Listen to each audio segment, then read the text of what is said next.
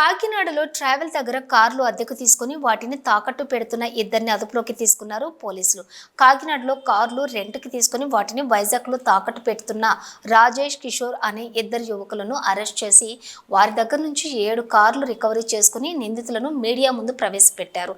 జిల్లా ఎస్పీ సతీష్ వ్యాప్తంగా పలువురిని మోసం చేసిన తిరుపతికి చెందిన వెంకటేశ్వర్లు అనే వ్యక్తిని పోలీసులు అదుపులోకి తీసుకున్నారు.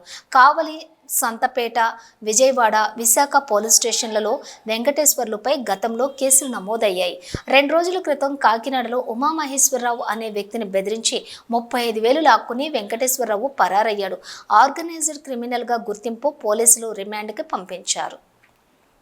అలాగే మరొక కేసులో కాకినాడ బస్టాండ్ వద్ద ప్రయాణికులు బస్సు ఎక్కుతుండగా బ్యాగును కత్తిరించి 133 గ్రాముల బంగారు ఆభరణాలు దొంగిలించిన తారకేశ్వరరావు, సత్యబాబు అనే ఇద్దరు దొంగలను పోలీసులు పట్టుకున్నారు. సుమారుగా 8,99,000 రూపాయల విలువ గల బంగారు వస్తువులు సీజ్ చేసి జిల్లా ఎస్పీ మీడియా ముందు ప్రవేశపెట్టారు. ఇద్దరిపై కేసు నమోదు చేసి పోలీసులు దర్యాప్తు చేస్తున్నారు. ఉద్దేశం ఏంటంటే 3 డిఫరెంట్ క్రైమ్స్ అంటే దీంట్లో ఈ మోడస్ ఆపరండి అంటారు. మోడస్ ఆపరండి అంటే చేస్తున్న విధానం, దొంగతనం చేస్తున్న విధానం కూడా కొంత కొత్తదనమాట. సో దీన్ని మనము మీరందరూ సాయంతో పాటు పబ్లిక్కి చెప్పామంటే పబ్లిక్ కూడా కొంత అవేర్నెస్ వస్తాయనే ఉద్దేశంతో పాటు ఈ 3 కేసు గురించి మీకు బ్రీఫ్ చేస్తూ మనం రికవరీ చేసినది కూడా మేము ముందుకు పెట్టాము. అదే రీజన్ అన్నమాట. So first case all details మీకు ప్రెస్ నోట్ ఇవ్వడం జరుగుతాయి. అన్ని డీటెయిల్డ్ ప్రెస్ నోట్ వస్తాయి. జస్ట్ ఇంపార్టెంట్ విషయాలు నేను షేర్ చేస్తాను. ఫస్ట్ ఏంటంటే crime number 195/24 one town police స్టేషన్లో రీసెంట్ టైమ్స్లో బైక్ దొంగ అంటే నాట్ రీసెంట్ టైమ్స్, ఎప్పటి నుంచో ఉంది. దాన్ని కరెక్ట్ చేయడానికే ప్రయత్నం చేస్తాము. ఈ ఎలక్షన్ టైం కాకుండా రిమైనింగ్ టైం అని. ఒకటి బైక్ దొంగతనాలు, రెండవది బ్యాగ్ కటింగ్. బ్యాగ్ ఉన్నప్పుడు కట్ చేసుకొని వెళ్ళిపోవడం అంటే జనరల్లీ ఇది పిక్ పాకెట్స్ జనరల్లీ దీన్ని చేస్తుంటారు. సమ్ టైమ్స్ బ్యాంకుకి వెళ్ళి బయటికి వచ్చినప్పుడు డైవర్షన్.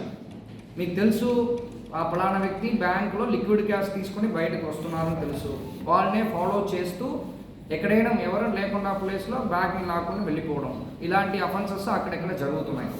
ఇది మనము పూర్తిగా కట్టడి చేయాలంటే పోలీస్ ఒక్కరు మాత్రం కాదు, ఖచ్చితంగా ప్రతి ఒక్క పబ్లిక్లో ఉన్న వాళ్ళు కూడా బాధ్యత అనేది ఉండాలి. సో దాంట్లో ఒక భాగంగా జరిగిన క్రైమ్ ఈ 195/24 క్రైమ్ అనేది మన government hospital to bus stand మధ్యలో ఒకరు బ్యాగ్ని కట్ చేసుకొని ఎస్కేప్ అయిపోయారు. దాన్ని టోటలీ 133 గ్రామ్స్ ఆఫ్ గోల్డ్ అంటే దాదాపు మనకి 4 lakhs వర్త్ గోల్డ్. అది మనం వితౌట్ ఎనీ క్లూ, అది కూడా ప్రతి ఒక్క ప్రాపర్టీ అఫెన్స్ కూడా మనం సీరియస్గానే తీసుకుంటున్నాము. సమ్ టైమ్స్ అది క్లిక్ అవుతుంది, సమ్ టైమ్స్ అది క్లిక్ అవ్వదు. దాంట్లో ఈ one of the important case. దీంట్లో ఎస్డిపిఓ కాకినాడ, తర్వాత crime inspector Chittibabu and one town inspector Suresh Babu అందరూ కూడా సిబ్బందితో పాటు ఈ కేసుని బాగా ఎఫర్ట్స్ పెట్టేసి డిటెక్ట్ చేశారు. కాబట్టి ఇంటాక్ట్ మనకి 133 గ్రామ్స్ కూడా మనం రికవరీ చేయడం జరిగింది. ఒక కేసు ఇది. రెండవది కేసు ఇది కొంచెం మనకి డిఫరెంట్ కేసు అంటే 188/24 టూ టౌన్లో ఒక కేసు. ఇది చీటింగ్ కేసు కిందకే కట్టాము. కానీ అందరూ మోడస్ ఆపరాండిని అర్థం చేసుకోవాలి. ఇప్పుడు అందరూ రెంటల్ కార్ ఇస్తున్నారు, మీకు ఐడియా ఉంటాయని అనుకుంటున్నాను.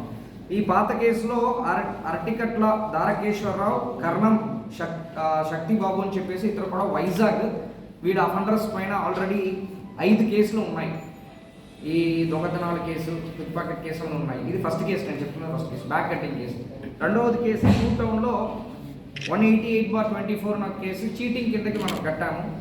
ఈ మోడస్ ఆపరండి కూడా డిఫరెంట్గా ఉంటాయి. ఇప్పుడు రెంటల్ కార్స్ దొరుకుతున్నాయి. వైజాగ్, విజయవాడలో ఉన్నది, ఇప్పుడు కాకినాడలో కూడా వచ్చేస్తుంది రెంటల్ కార్స్.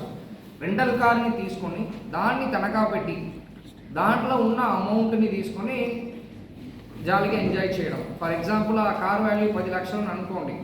వాళ్ళు ఏం చేస్తారు, వెళ్ళి తనఖా పెడతారు. తనఖా పెట్టేసి 2 లక్షలు తీసుకుంటారు. దాన్ని ఖర్చు పెట్టేస్తారు. మళ్ళీ ఆ కార్ని వచ్చి తీసుకోరు. కారు ఓనర్ ఎక్కడ, కార్ కనిపించదు. ఇలాగా ఆల్మోస్ట్ 7 కార్ని ఇలాగా రెంటల్కి అంటే ఫ్రీ అంటే ఇప్పుడు మామూలుగా నేను కార్ కొనుక్కున్నానని అనుకోండి, దానికి నేను ప్రతిసారి కూడా ఈఎంఐ కట్టాలి. ఈఎంఐ కట్టాలంటే నేను ఒక డ్రైవర్ పెట్టుకుని ఇదని చేయాలంటే కష్టం. నేనేం చేస్తాను, రెంటల్కి వదిలేస్తాను. ఓకే 2 డేసా, మీరు నాకు 25,000 కట్టేయండి, మీరు కార్ మీరే డ్రైవ్ చేసుకోండి, సమ్ ఏదో బాండ్ లాగా రాసుకొని కార్ని ఇచ్చేస్తారు. వాళ్ళ కార్ తీసుకున్న వ్యక్తి ఏం చేస్తారు, ఏదో ఒక ఫాల్స్ అడ్రస్ ఇచ్చేస్తూ ఆ కార్ని వెళ్ళి తనఖా పెట్టి ఎక్కడైనా బయటికి తనఖా పెట్టి తనఖా ఎవరు తీసుకుంటున్నారో వాళ్ళు కూడా ప్రాపర్ ప్రూఫ్ కానీ అడ్రస్ కానీ ప్రాపర్ వెరిఫికేషన్ కానీ చేయకుండా తీసుకున్న వాళ్ళ పైన కూడా కేసు పెట్టారు. ఎవరెవరు ఆ కార్ని అలాగా తీసుకున్నారన్నా వాళ్ళ పైన కూడా కేసు పెట్టాం యాక్చువల్లీ. సో అలాగా ఇస్తూ దాదాపు 7 కారు అన్నీ కూడా కాకినాడవే. కాకినాడకి పెద్దాపురం సబ్ డివిజన్కి చెందిన కలిపి 7 కారు ఇలాగ తనఖా పెట్టారు.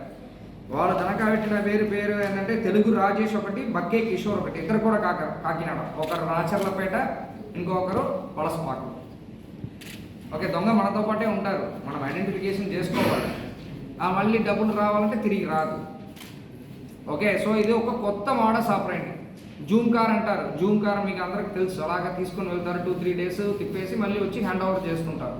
దానికి ఏదైనా ఒకటి మీరు ప్రూఫ్, ఒరిజినల్ ప్రూఫ్ ఏదైనా ఇచ్చేసి కార్ తీసుకున్నారు. ఇది కొంత ఆర్గనైజ్డ్గా లేకుండా ఉంటాయి. కాబట్టి దీంట్లో మెయిన్ ఎవరు మోసం పోతున్నవాడు. నీకు ఈఎంఐతో పాటు డబ్బులు కట్టాలంటే ఉందంటే కొనుక్కోవాలి, లేకపోతే ఆ రిస్క్ తీసుకోకూడదు.